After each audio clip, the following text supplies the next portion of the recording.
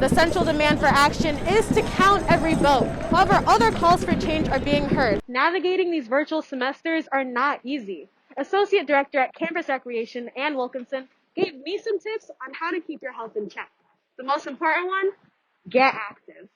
After you get your shot, everyone is required to stay for post-vaccine monitoring. But unlike most clinics, you get to stay in a dorm room. Some students have come to vaccination sites like this one at the convention center to get their first and second doses. For many, they qualify because of health reasons or work in high-risk settings. With that, there is a need for more mass vaccination sites, just like this one. While some owls are ready to be back in buildings, some are not, including Temple's Association of University Professionals. Yeah, Alexis, Philadelphians were outside at City Hall observing the verdict in different ways. While some held up signs, others did so silently, a big change from what we saw over the summer. The clinic will operate 6 days per week and run for 8 weeks. As a Type 2 FEMA site, the new clinic is equipped to deliver up to 3,000 vaccinations per day. For now, they will start out delivering around 1,000 doses and gradually increase. As the fall gets closer, we'll have more details on what to expect. Now, I was able to get an exclusive interview with President Engler, and he told me why he's confident that students can return to in-person learning in the fall.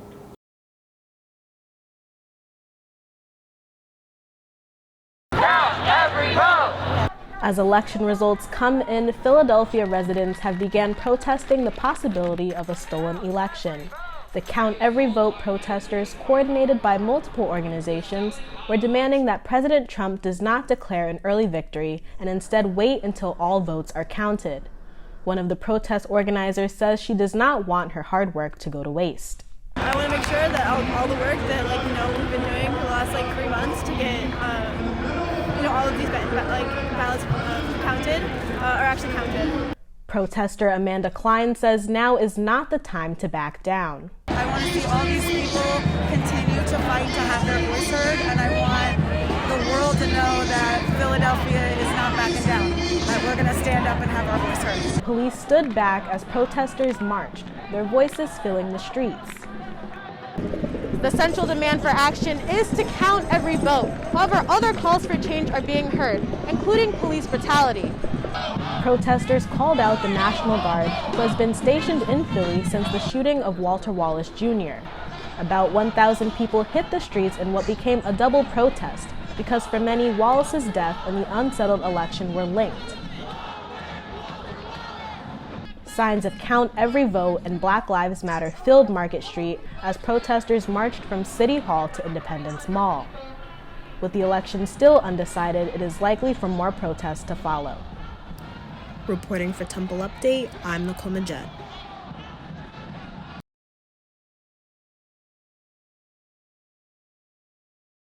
"2021 is on track to be the most violent year we've experienced in our lifetimes." And he's right.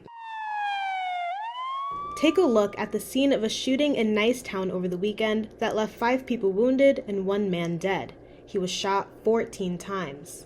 According to Philadelphia police, there have been 111 homicides this year, a 29% increase compared to this time last year.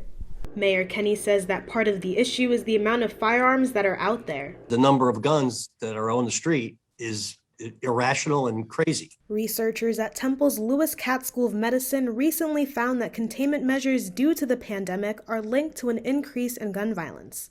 Director of Trauma Research, Dr. Jessica Beard, led the team for the study.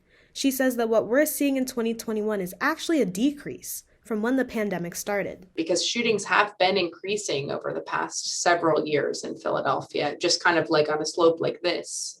And then in March, we had a big spike, and we've actually come down now. Dr. Beard says moving forward, gun violence must not be looked at as solely a law enforcement issue, but also a health crisis. Approaching gun violence and framing and understanding gun violence as a public health problem is going to be really key. According to Dr. Beard, that means addressing the root causes of gun violence, which are poverty and structural racism. Community leaders met Wednesday to discuss what mitigation efforts look like. Pastor Carl Day, member of the Philadelphia Office of Violence Prevention, says the real work starts in the streets. Getting outside, meeting people where they are, and having conversations If they shooting outside, we need to be outside. You know what I mean? So get outside, introduce yourself, talk to people.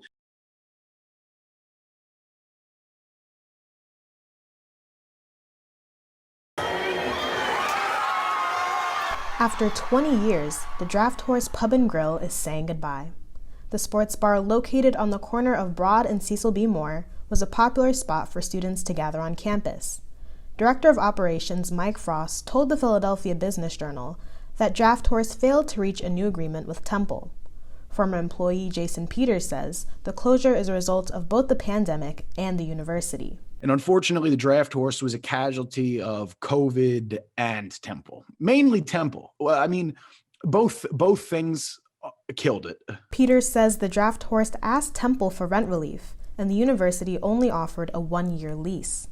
University spokesman Raymond Betzner told Temple Update, quote, "We understand the last year has been difficult on many restaurants in the region.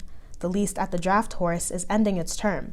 We offered them a 1-year extension on the same terms as the current agreement. That extension was not picked up," end quote. The Draft Horse will be closing its doors for the last time by February 17th. While relocation is undetermined, Temple students past and present say they will cherish the many memories that were made here. Temple alum Paul COMPAGNINO says he will miss the fun nights spent with friends. It was a big part of campus life.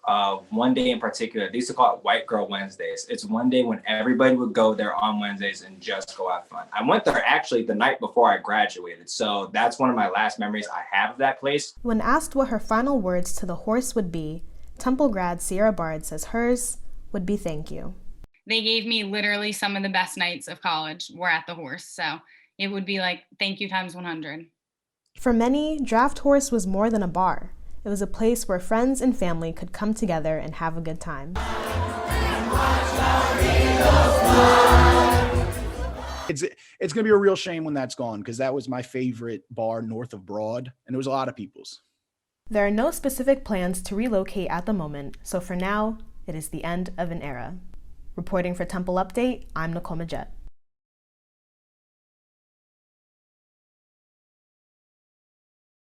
Good morning, Alexis. Students are gearing up for midterms and another mostly virtual semester. I spoke to some students and faculty who shared their experience and gave me some advice on how they're coping. With another semester mostly online, students are spending more and more time looking at a screen. Freshman SRIDHAR says that at first everything seemed okay, but as the pandemic continues, increased screen time has impacted her health. But the longer we went on, especially I feel like toward December, like toward the end of last semester, I started getting these headaches, and they were, I don't know, they were like just really bad headaches, and they would last like until the next morning. And after seeing her eye doctor, she was told her headaches were from constantly looking at her laptop. But with everything online, you can't just put it down. It's impossible to get off your laptop because we have literally our entire lives are on our laptops now. Music studies professor Alicia Napaver agrees. She is trying to help students who may be struggling due to the excessive time spent looking at a screen. Whether it's getting the blue light glasses, which are super, super helpful. I cannot recommend them enough. I was getting major headaches every day until I got those. And then, so trying to find ways to get off the screen while you're still doing the work. Director of Disability Resources and Services, Andrea Vassar, says that students with accommodations have come forward to ask for modifications because of the online learning. Let's say you're a person with a migraine, you wouldn't normally be in person, but now that you're in Zoom, 4 hours, 6 hours, 8 hours a day, you now need some kind of accommodation that gets you modified attendance with regards to being on Zoom all day long. Navigating these virtual semesters are not easy. Associate Director at Campus Recreation, Ann Wilkinson, gave me some tips on how to keep your health in check. The most important one, get active. So as simple as set your alarm to stand more, to remember to stand, hydrate, make sure you're drinking that water, not just that caffeine. Enjoy the movement that you're doing. Just intentionally get out and do things that you enjoy, like dancing or going for a walk.